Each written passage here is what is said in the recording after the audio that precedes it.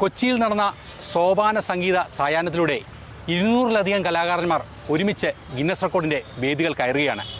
ഏലൂർ ബിജുവിൻ്റെ നേതൃത്വത്തിൽ നടന്ന ആ മെഗാ സോപാന സായാഹ്ന സംഗീത വിസ്മയ കാഴ്ചയിലേക്ക്. നീലകണ്ഠ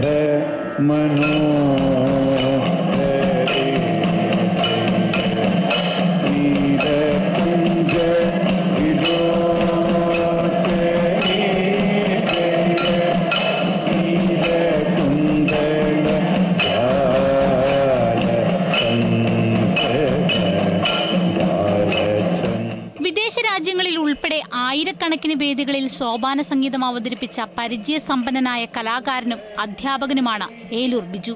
കേരളത്തിലെ ക്ഷേത്രങ്ങളിൽ ആചാരങ്ങളുടെ ഭാഗമായ മഹത്തായ കലാരൂപത്തെ ലോകത്തിനു മുന്നിൽ പരിചയപ്പെടുത്തുക എന്നതാണ് അദ്ദേഹത്തിന്റെ പ്രധാന ലക്ഷ്യം. അതിനായി നിരന്തരമായ പരിശീലനം നടത്തിയാണ് ഏലൂർ ബിജുവും ശിഷ്യന്മാരും അരങ്ങിലെത്തിയത്.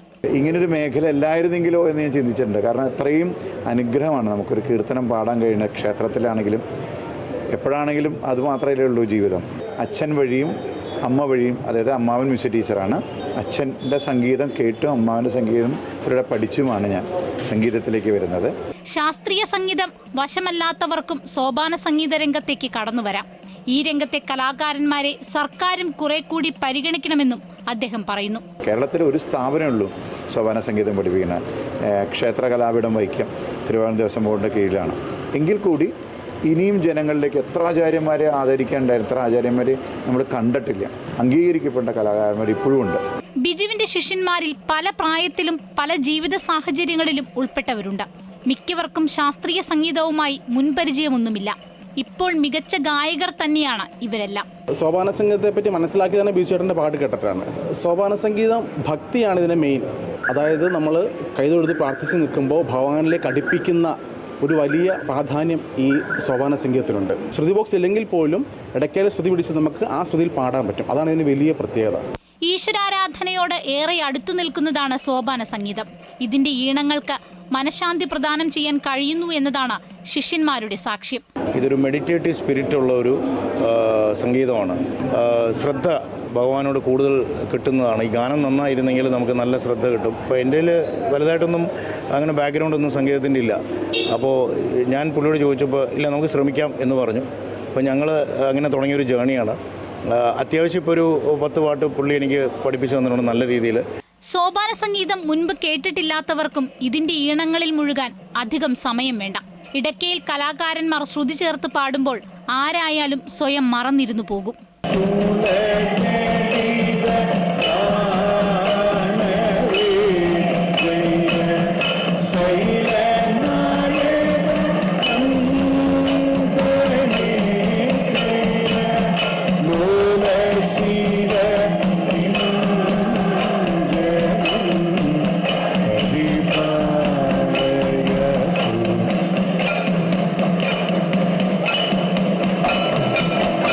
അഷ്ടപതി, കൊട്ടിപ്പാടി സേവ, സോപാന സംഗീതം, ഇങ്ങനെ പല പേരിലാണ് ഈ കലാരൂപം അറിയപ്പെടുന്നത്.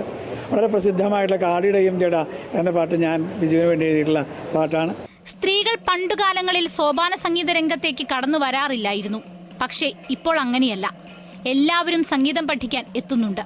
ഏറ്റവും പറഞ്ഞാൽ ഞങ്ങൾ ടീമിലെ ഗേൾസാണ് കൂടുതൽ, ലേഡീസാണ് ഏറ്റവും കൂടുതലുള്ളത്. ശരിക്കും പറഞ്ഞാൽ അത് 70-80 വയസ്സ് ആൾക്കാർ പോലും ഉണ്ട്. അപ്പോൾ അത്രത്തോളം ഇൻസ്പയറിങ് സാർ അത്ര ചെയ്യുന്നുണ്ട്. അപ്പോൾ അത് നമുക്ക് ഭയങ്കര മോട്ടിവേറ്റഡ് ആണ്. സോപാന സംഗീതത്തെ മുറുകെ പിടിച്ച് അതുമായി ബന്ധപ്പെട്ട് ജീവിക്കുന്ന ഒരുപിടി കലാകാരന്മാർ ചേർന്ന് സ്നേഹസോപാനം എന്ന് പറഞ്ഞൊരു ഒരു ചാരിറ്റബിൾ ട്രസ്റ്റിന് ഞങ്ങൾ രൂപം കൊടുത്തിട്ടുണ്ട്. ആ ട്രസ്റ്റിനോടനുബന്ധിച്ച് ഞങ്ങൾ ഒരുപാട് പ്രവർത്തനങ്ങൾ ചെയ്തുകൊണ്ടിരിക്കുന്നുണ്ട്. എന്നും ഒത്തുകൂടുന്നുണ്ട്. എല്ലാ ദിവസവും അതിൻ്റെ പ്രാക്ടീസ് ക്ലാസ്സുകളുമൊക്കെ ആയിട്ട് 3 മാസക്കാലമായിട്ട് ഞങ്ങൾ ഒരു കുടുംബം പോലെ ജീവിച്ചു വരികയാണ്. ഈ 300 പേരെയും എല്ലാ ആഴ്ചയിലെങ്കിലും ഒരു തവണയെങ്കിലും കാണാത്ത ആൾക്കാരല്ലവരാരും. സംഗീതത്തിലൂടെ വലിയ കൂട്ടായ്മ തന്നെയാണ് രൂപം കൊണ്ടിരിക്കുന്നത്. സോപാന സംഗീതം ലോകത്തിന് പരിചയപ്പെടുത്താനുള്ള പരിശ്രമങ്ങൾ ഇവിടെ അവസാനിക്കുന്നില്ല. ഏലൂർ ബിജുവും അദ്ദേഹത്തിന്റെ 100 കണക്കിന് ശിഷ്യരും ഈ കലാരൂപത്തെ നാൾക്കുനാൾ കൂടുതൽ മഹത്തരമാക്കുകയാണ്.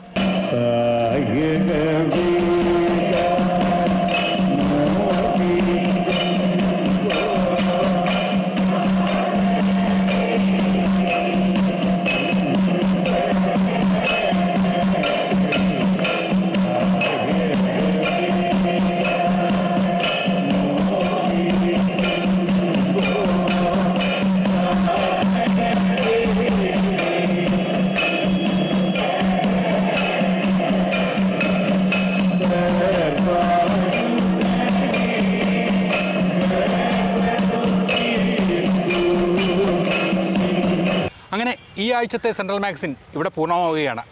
പുതിയ കാഴ്ചകളും പുതിയ അനുഭവങ്ങളും പുതിയ വിശേഷങ്ങളുമായി അടുത്ത ആഴ്ച വീണ്ടും കാണാം. നന്ദി, നമസ്കാരം.